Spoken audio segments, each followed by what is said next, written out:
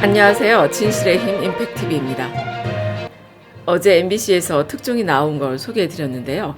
역시 추가 보도가 이어졌습니다. 저는 오늘 MBC 보도를 보면서 만약 MBC가 아니라 채널 A에서 먼저 특종이 나왔다면 지금 상황이 어떻게 됐을까 생각해 봤는데요. 노무현 대통령님과 조국 전 장관이 서 있던 자리에 유시민 이사장이 덩그러니 서 있는 모습이 그려졌습니다.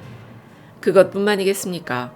퇴임 후에 문재인 대통령님도 역시 같은 자리에 서 있을 가능성이 커졌을 겁니다.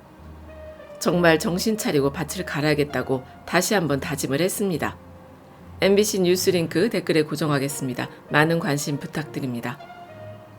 어제 방송에서 이철 전 신라젠 대표에게 접근한 채널A 기자가 유시민 노무현 재단 이사장의 비위 사실을 캐묻고 협조하지 않으면 가족들이 다칠 거라는 식의 협박을 했다는 것까지 말씀을 드렸는데요. 오늘 MBC 뉴스에서 좀 더 구체적인 내막이 드러났습니다. 물론 현재 상황에서 MBC가 취재한 일부 사실과 관계자들, 특히 이철 전 신라젠 대표의 주장을 바탕으로 보도가 되고 있다는 사실을 먼저 말씀드리겠습니다. 핵심만 말씀드리자면 이철 전 신라젠 대표에게 접근한 채널A 기자가 유시민 노무현 재단 이사장을 비롯한 여권 실세들과 관련된 정보 내지는 증언을 요구했고 그 과정에서 이철 전 신라젠 대표가 최경환 전 경제부총리와 그 지인들이 총 65억 원을 신라젠에 투자했다는 사실을 채널A 기자에게 제보를 했다는 겁니다. 채널A 기자와 이철 전 대표의 지인 사이의 통화 녹취록을 MBC에서 보도했는데요.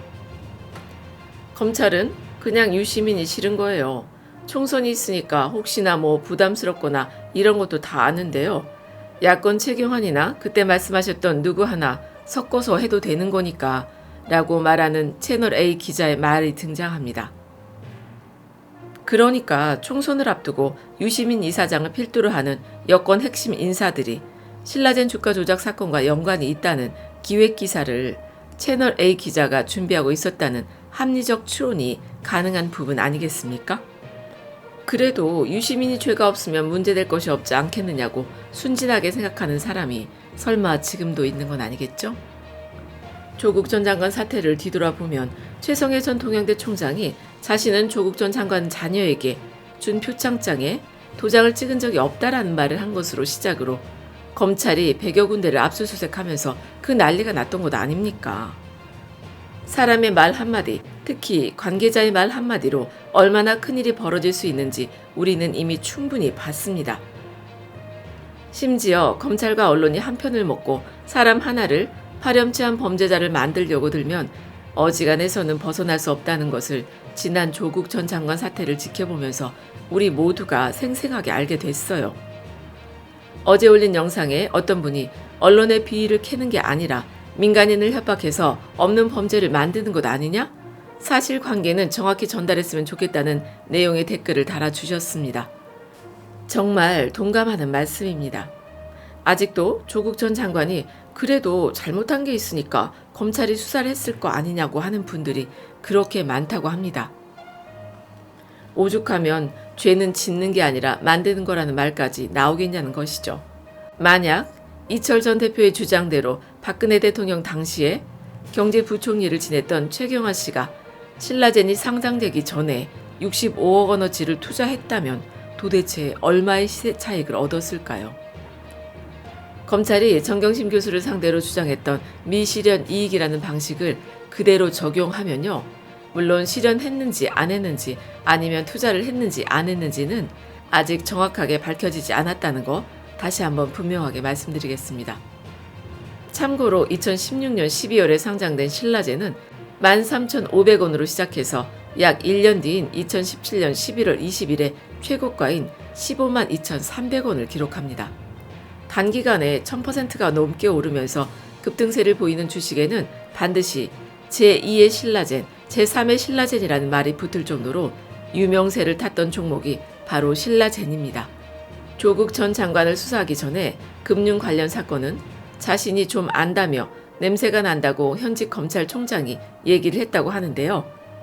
1000%가 오르며 전 대표이사가 구속 수감돼 있는 이 주식에서는 과연 어떤 냄새가 나는지 궁금하지 않습니까?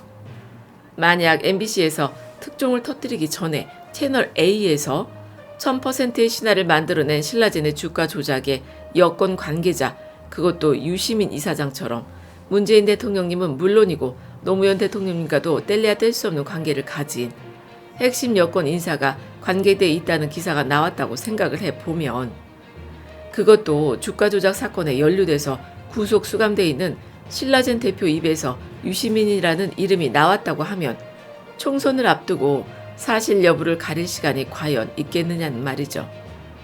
그때부터 그야말로 난리가 나는 거잖아. 온 언론이 벌떼처럼 달려들어서 유시민 이사장 주머니 속에 들어있는 먼지까지 탈탈 털어내려고 했을 거라는 겁니다.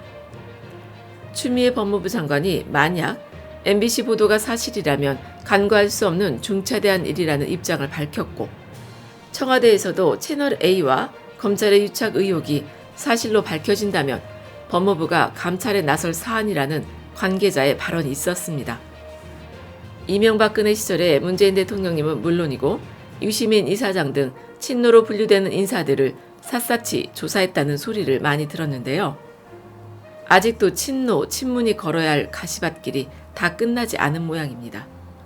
이래서야 문재인 대통령님이 퇴임하고 나서 어떤 일이 벌어질지 정말 아무도 장담할 수 없는 일 아니겠습니까? 밭을 갈아야 할 이유가 더 절실히 느껴지는 요즘입니다. 끝까지 들어주셔서 감사합니다.